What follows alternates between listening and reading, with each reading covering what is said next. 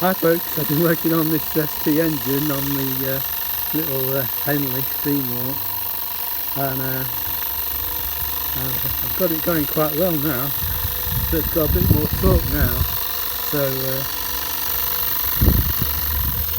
you can see if I did that on the other one, it just wouldn't go at all. So we've stopped all the leaks on it now, so that's good.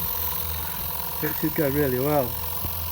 It's cold here in Scotland, it's only about like 15 degrees, so you know, it's going quite well really.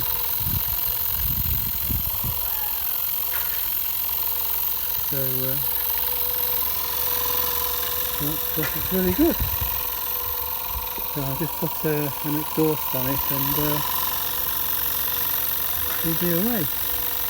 It's difficult because this pipe here, that's like 1930s and got no fitting for that at all. So it's very difficult to sort of solder modern fittings on it, but you can see that it's going really well now.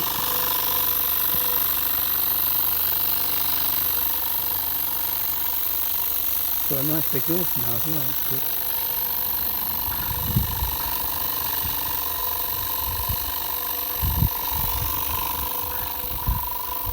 So hope you like that, and I'll catch you next time.